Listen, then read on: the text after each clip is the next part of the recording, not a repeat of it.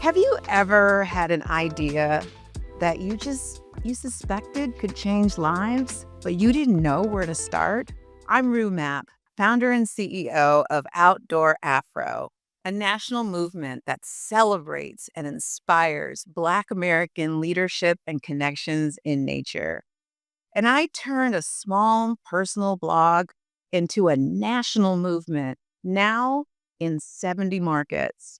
And I'm here to share lessons, mindset shifts, and first steps that help me grow from one voice online to a community of leading thousands of people outdoors. So you can take your own idea and turn it into something extraordinary.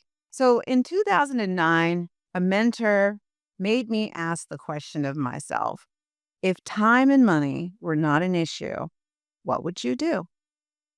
And the answer came instantly. I said, I would probably start a website to reconnect Black people to the outdoors. I grew up in Oakland, California, but I also grew up part time on a ranch in Northern California in Lake County.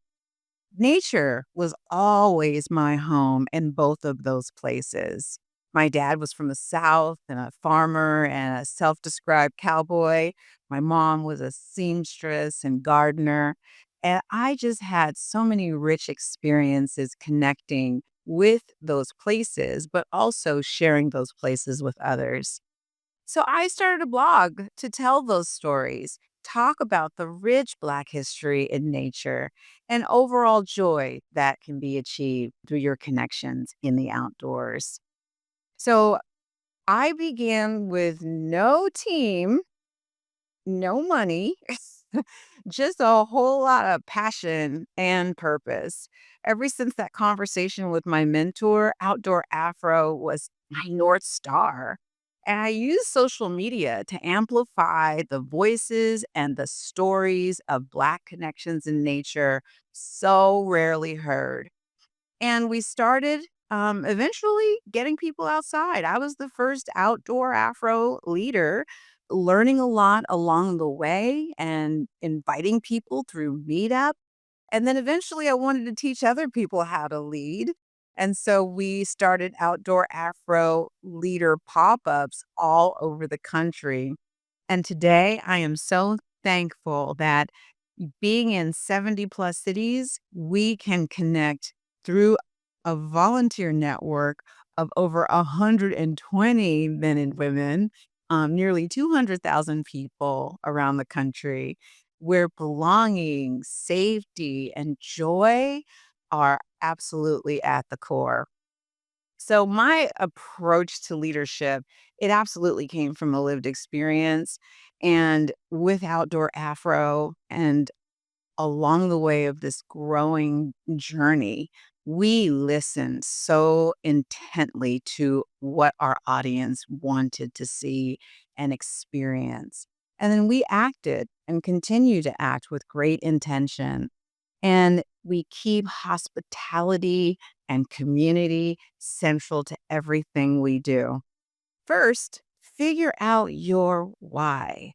What is your North Star? And build a community of like minded people right in your own community around that idea. It's really great and energizing to stay true to your roots and your goals from day one. I'm really thankful for where we've come and we've expanded beyond getting people outside through hiking, biking, camping, all the experiences that the volunteer leaders lead. Today, we have newer programs like Making Waves that's teaching Black children how to swim. The drowning rates in the United States are just ridiculous, and Black children are drowning at nearly 7 to 9 times that of their white peers due to historic barriers where there were those signs where you couldn't swim in those pools or those beaches. And so sadly, we have generations that don't know how to swim. And so we know that if a child is not able to swim, they're not going to put a pole in a lazy lake. They're not going to ease into a tippy kayak. And they're not going to care about plastic in the ocean.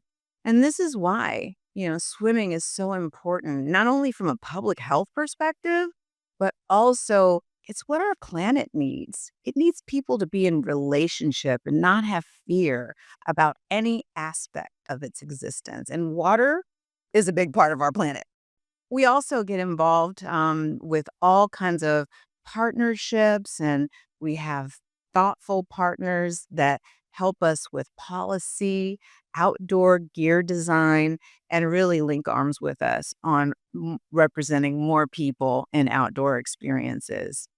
So there's been so many learnings along this journey, and I'm still learning. But it's really important to start small. I mean, Outdoor Afro, I tell people it's like a 16-year overnight success story. That's just continued to evolve, and I feel like my work and what I do is so different now than what it started off as. So it's all right to start off small, and you don't have to quit your day job. I certainly didn't. But stay true. Stay true to your why, no matter what. And then I can't underscore how important relationships are. I've always said that nothing happens faster than the speed of relationships. And it's through your relationships that you're going to be able to build trust. And without relationships and trust and people really getting to know you, your authentic self, it will be challenging to grow. And then, of course, nature, we know, belongs to everyone. When I'm out in nature, the trees don't know that I'm Black. The flowers are going to bloom no matter how much money's in my account. And the birds are going to sing no matter who I voted for. So, nature is this fantastic platform that represents belonging and something that we can model for ourselves.